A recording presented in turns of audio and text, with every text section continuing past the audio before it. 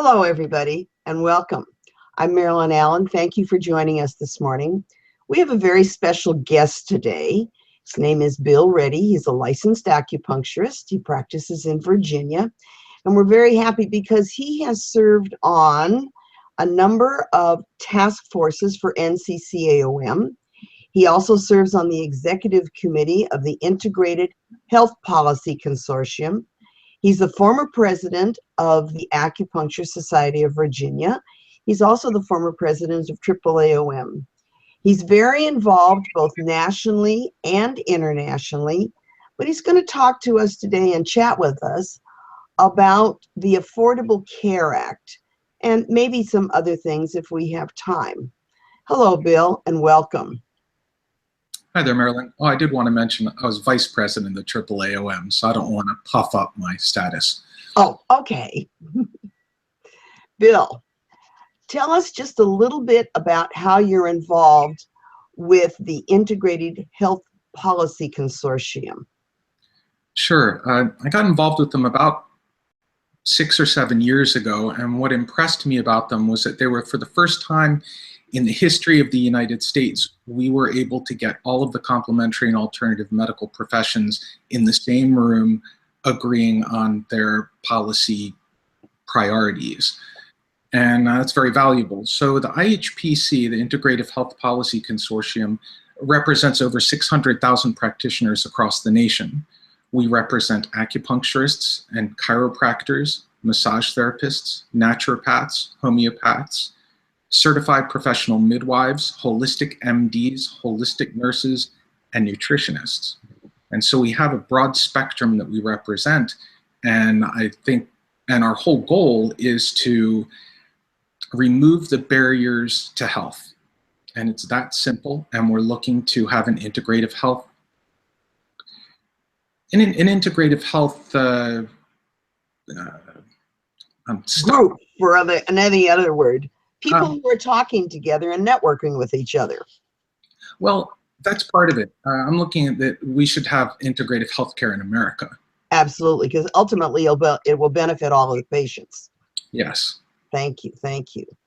So let's talk a little bit about what you think. How does the Affordable Care Act currently impact the profession of acupuncture in the United States? Okay, so if everything stayed the same at this point, there's a couple things that IHPC was involved in 7 sections of the Affordable Care Act as far as the language and influencing these sections. I'm not going to talk about all of them because I don't want to bore the people that are watching right now, but I do want to talk about the critical aspects, one of which is Section 5101. That's the definition of the healthcare workforce. Originally, it was MDs, DOs, and allied health professionals. And an allied health professional would be an EMT or a psychologist. Nurses would be considered allied health professionals. We changed it to all licensed healthcare professionals. And with that minor change, it means that we're at the table in theory that now acupuncturists can in fact be part of the healthcare workforce in America. The second one is called PCORI. It stands for the Patient-Centered Outcomes Research Institute. And what's so powerful about this group is that instead of looking at does acupuncture work, instead it's talking about how we are comparatively to other modalities. So in other words, they do comparative effectiveness research. And that's really powerful because now instead it's just, how does acupuncture work for low back pain compared to muscle relaxants and anti-inflammatory drugs? And we will excel, and we're going to really be bright.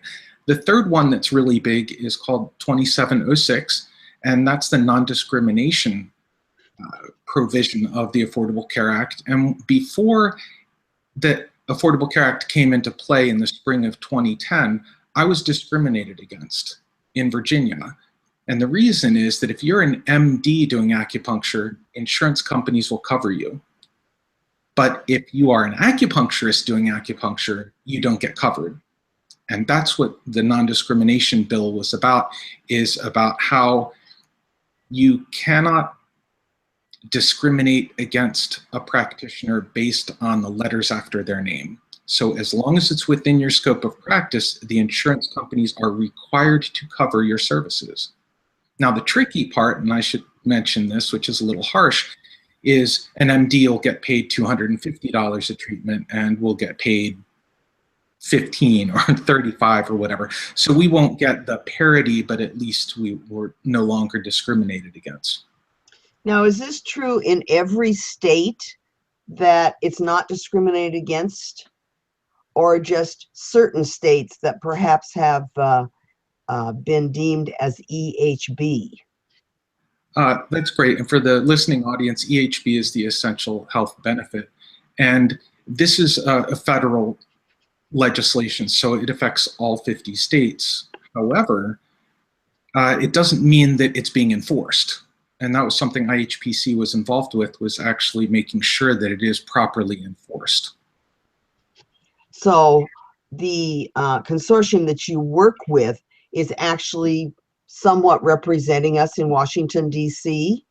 We absolutely are, and we're working with the health and human services groups across the nation to make them aware that it exists. They're so busy, they were so buried when the Affordable Care Act first came into play that they really kind of ignored us. But when they found out that it is mandated, then they started kind of leaning on the insurance company. Oh, this sounds like good news for the acupuncture profession. Okay, so let's talk just a little bit about, there's a lot of rumors talking about repealing the Affordable Care Act. What are the implications if they totally repealed the act? Okay, so if they just gave it the boot and throw it out, and there's a bunch of pundits that have varying opinions on this. Some say that realistically it can't be removed in its entirety for 2 years, that it would take that long to shift it over. There are some folks, and of course President-elect Trump is saying that he wants it out within 3 to 4 weeks. So he's being either very optimistic or, I'm searching for another word, but I'm trying to be politically correct here. So if it does get the complete boot, then Tom Price, who's an orthopedic surgeon from Atlanta, is going to be placed in HHS directorship, and in which case he has a 242-page proposal that would replace the Affordable Care Act. It has a couple things as far as HSAs, expansion of that, but also fixed tax credits based on age. And so therefore, if you are young, between 18 and 35, you get about $1,200 of tax credit, which isn't much, depending on how much you're paying in premiums per month, and up to $3,000 if you're 51 or older. Also, his plan does include pre-existing conditions and chronic illness, and that you can't be debited for that in insurance plans. He also, the health insurers that are licensed in one state can also offer plans in other states. So there's this cross-state lines effort that he believes will increase competition and decrease the cost. Now, the good news is that it has HSA expansion. So the health savings accounts could in fact free up some money, because right now, if you think about it, if you are part of the Affordable Care Act, if you have Obamacare, then that's a lot of money every month that you're spending. So if you're not spending that much, then maybe you would have the additional money for health savings accounts that can be used for acupuncturists. Oh, very interesting. What does President-elect Trump have in mind, do you think, for replacement or addition to Obamacare? He's spoken, okay, he said a number of things. He mentioned something about, in one of his speeches, about patient-centered care, which is good. And he also had mentioned a number of times about a complete repeal. Although what the pundits are suggesting is that instead of a complete repeal, you can have a budget reconciliation process. And this would basically mean that there's sections that are held and sections that are released. So for instance, it would permit the elimination of Medicaid expansion, the federal financial assistance marketplace coverage, I think what else? The individual and employer mandates, which are currently in place. So they would wipe that out, but what they would hold on to is the prohibition on pre-existing conditions and essential health benefit requirements, which would be helpful. And so right now, I think it's 6 states that acupuncture is the essential health benefit. However, what if you speak to someone in Maryland, for instance, that has an essential health benefit as acupuncture, they'll tell you that the benchmark plan, which is Blue Cross Blue Shield, they only cover low back pain and nausea due to chemotherapy. So due to that limitation, the insurance coverage isn't as impressive as we thought. We thought that it was a big victory, and it's less so. Okay. Would you, in your opinion, would you encourage other states to try and get into essential health benefits? And what is that process? Oh, it requires a lot of lobbying. And so, you know, California, their legislators are already open to acupuncture because a lot of the legislators go to acupuncturists. And because of that, it was a pretty soft sell in that state. In Virginia, which is more of a commonwealth, the chances are kind of slim because it's not based on science. We already have a strong base. It really is political. Okay. So that means we have to become more political through our associations. Yes, every bit counts, and being connected to your legislators is critical. Okay. All right. So what are some of your feelings about the future of acupuncture and oriental medicine or traditional medicine in America? Where is this profession, and where do you think we need to be going? Well, I think part has to do with legislation, and that you know, when we have all 50 states legislated to be licensed as acupuncturists, that's a step in the right direction. I think it will get there eventually. I also feel that that we're really making some expansion in hospitals. I think that the hospital-based practice is big and it's upcoming. If you look at the top 5 hospitals in the country based on, I think it was the USA Today report, all 5 of them have acupuncture in their hospitals.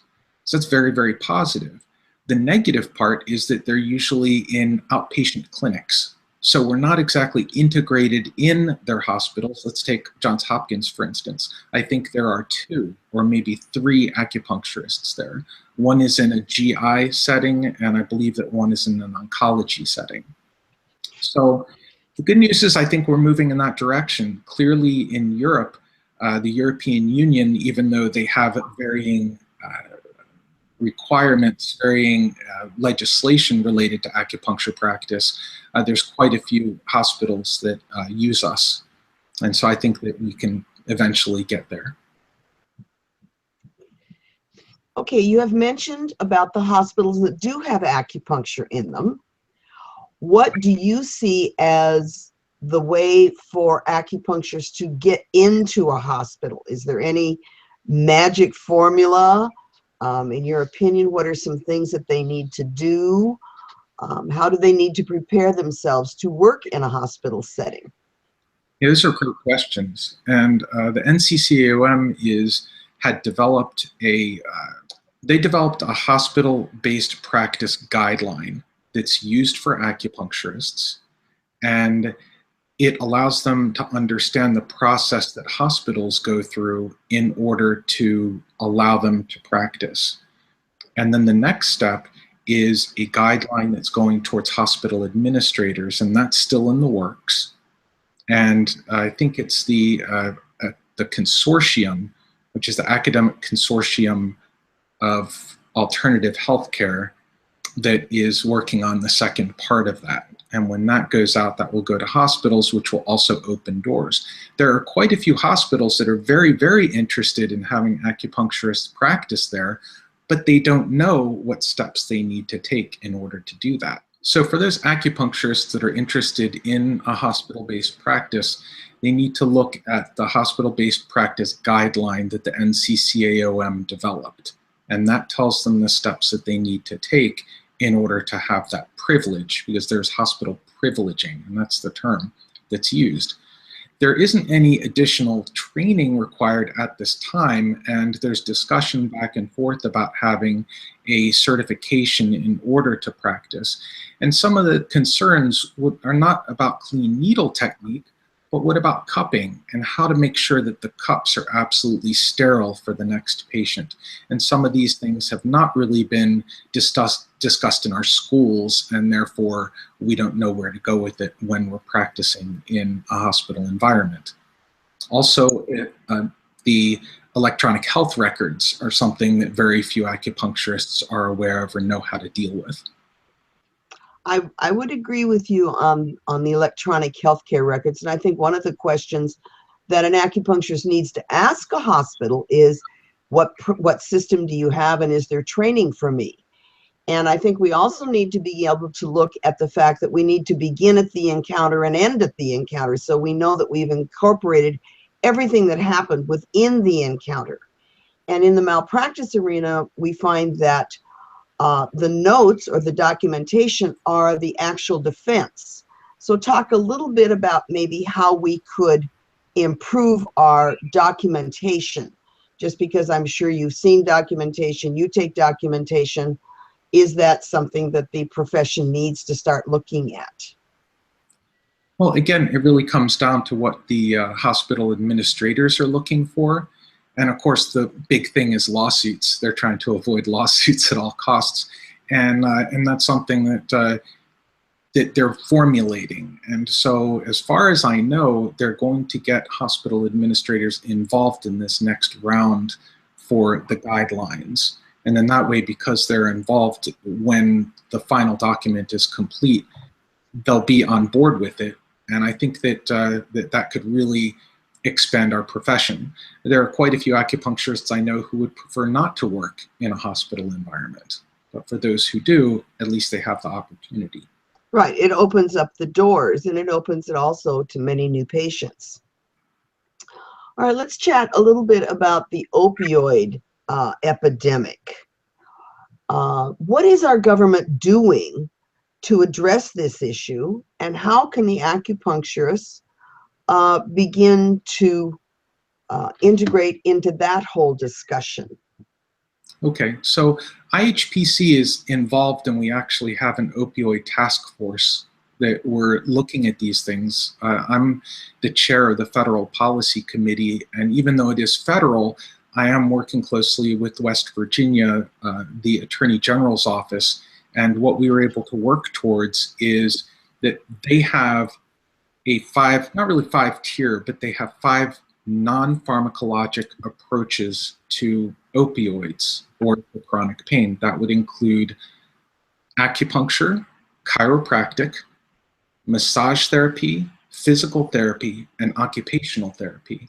And so those are the 5 ways they're looking to deal with this. As far as a federal level goes, there was the recent act that was now law, which is the 21st Century Cures Act. And in that act, which is really an appropriation of funds for NIH, it also included $1 billion towards the states to deal with the opioid epidemic. Now, what I'm doing, I recently wrote an article that I'm trying to get into the New York Times about how acupuncture is an amazing thing for the problem of opioids in the United States, and show a lot of science that demonstrates that it is much better both in chronic and acute care than opioids. That's wonderful to hear.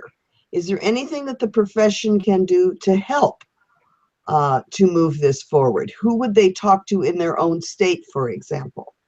Okay, so I was dealing with the Attorney General's office, but I'm not too sure that the reason why they did not decide to do any kind of legislation is because then there can be a lot of resistance. So right now, instead, what they're working with is more about education. They're educating the physicians and they're educating the public that opioids are not the exact answer. Apparently, 1 out of every 4 people in West Virginia are addicted to an opioid, which is a huge number. And of course, there's 18,000 people per year that are dying in the United States from opioid addiction. So it certainly is a big problem.